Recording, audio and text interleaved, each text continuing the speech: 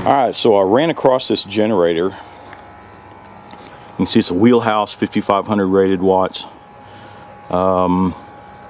Briggs & Stratton engine, I would probably guess that's like about a 9.5 horsepower. Haven't looked it up yet. But given that amount of watts, it's probably somewhere in that figure. Kind of coated with dirt, but otherwise everything looks to be in good shape. The only thing that's missing that you see is the gas tank. And the tank that's used to come with, you can see where I put this little temporary one here, and I'm going to try to crank it up. But it was molded to form fit within this cavity, you know, so it had this weird shape to it, you know, going around, and then it stuck up here and it had clearances for these mounts.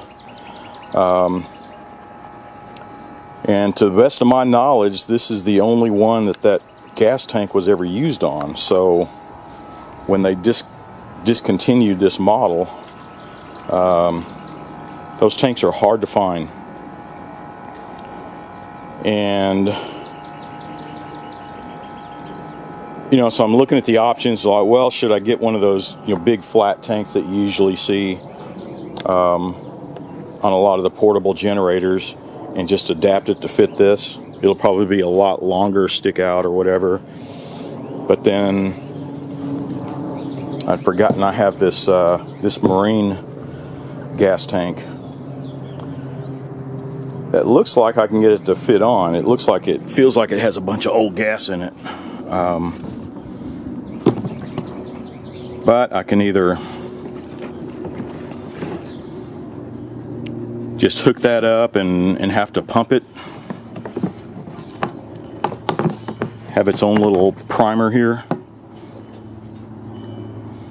or see if I could fit a petcock valve on the bottom of it and have it gravity fed like that one. But this one, I'm just this just came off an old mower, and I'm gonna see if it'll crank up.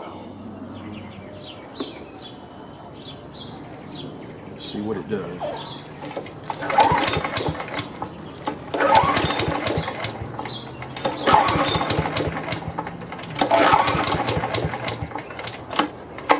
You know, I better check and make sure there's some oil in there. Oh yeah.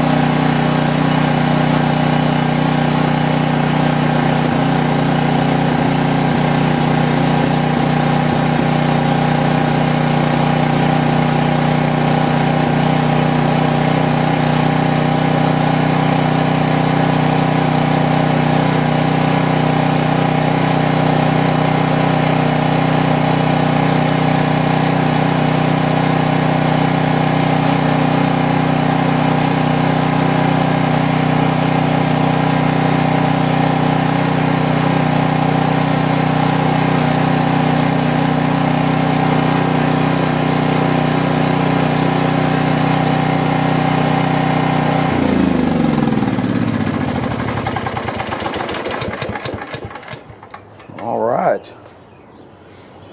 Dang, that sucker runs strong, doesn't it? It just cranked right up.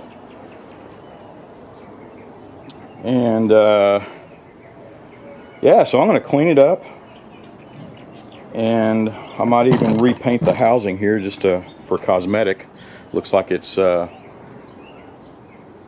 like the paint's worn off, or there's a lot of surface rust on it, but everything else looks great. So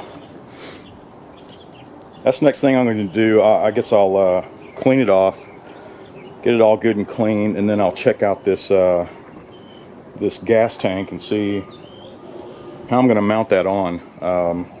It's a pretty sizable tank. I think it's a marine tank, so it's about 5.5, 6 gallons, something like that. And that should be plenty to run this generator. So I'll come back when I get it all cleaned up.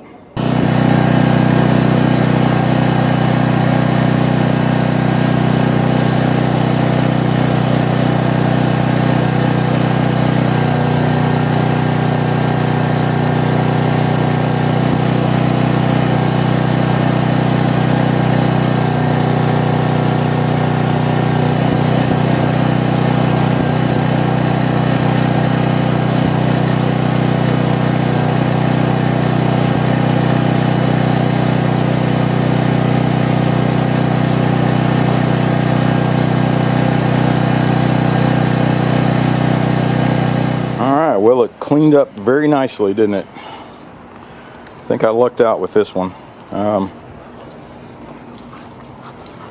Yeah, I'll probably repaint that just to stop the surface rust in its tracks. But yeah, everything's running great. But while I was testing it out,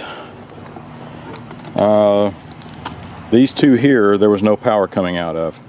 And I kept testing the circuit breaker resets, but these two were working. I'm not sure about the 240 yet, but these two were definitely no power. So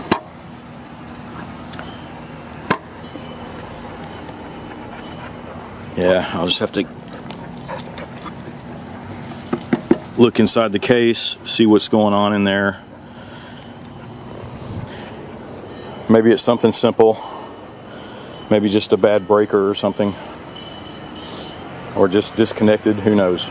But alright, so these two weren't working, these two sockets here. These two were, these two weren't. I have not checked the 240 yet, but when I pulled this out, you see the tab that's sticking out right here, this bottom left one, it had come off, and it was,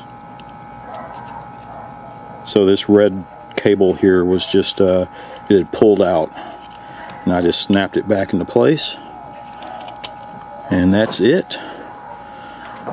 So now that all the sockets are working,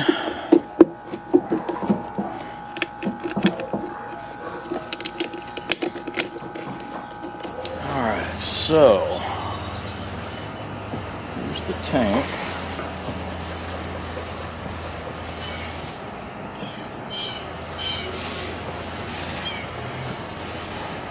Put it on that way, or possibly that way.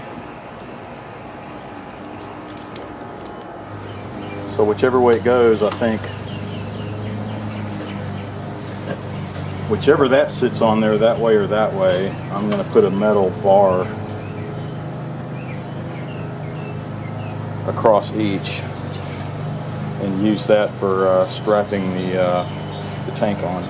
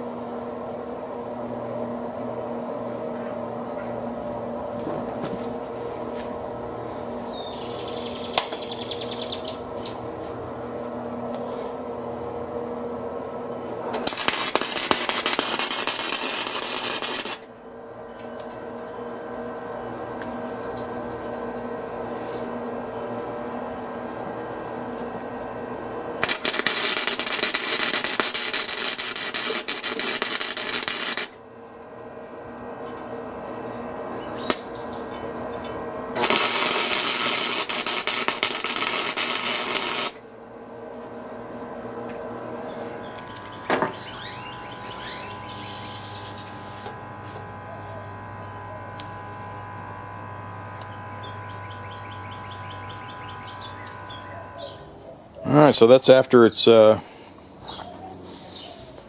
painted and everything. And it actually sits on top pretty well. And over here you see where I was going to put the straps. I got so busy trying to weld and all that stuff. Remember I had marked off slots here that I was going to cut out where I can wrap the strap around. And I forgot to cut them. So I'll have to do that later. But I can always slide a strap, you know, just underneath the whole thing, wrap it around, and ratchet it down. And that'll work. It just cracks me up that I forgot completely about cutting the slots on that bar stock there. But so the next thing I'm just going to, looks like, I think I'll cut this hose down a little bit, so just to make sure it has a good fit. It kind of tries to pinch over, but and then I'm going to route this fuel line. I'll do something where this stays up here, and then I'll cut this fuel line down and just run it straight to the carburetor here. But I want to leave enough slack so that I can take this tank off. So that I can take the tank off and set it on the side if I want, without having to detach the fuel hose. But other than that, it's almost done. Just got to drain this sucker out. I don't know how old the gas is on there. It stinks, but there's a lot of it, so I got to figure out what I'm going to do with all that. And well, I think that's going to work out pretty good. I know the engine runs strong, and now we've got a pretty sizable tank on the top, and everything's working pretty good without having to shell out, search and shell out $150 for a new gas tank. They're kind of hard to find. It's not the regular tank that you find on most generators. So now we've got a big sizable, I think it's about a 6-gallon tank, but looks like it's doing pretty good. So well, I guess I will call it quits for a video here. The rest of it's pretty easy to do. Just route the fuel line and empty out the tank, that kind of thing. I mean, to me it's a done deal. So anyway, at least that was another little project. I'm trying to do a little more welding. I have to say my welding does suck, but the stuff works. But yeah, I just, you know, I'm pretty much a beginner at it. I just need more projects and get some more practice on it. But anyway, so there's one project out of the way, and thanks for watching, and be sure to subscribe and watch for my next video.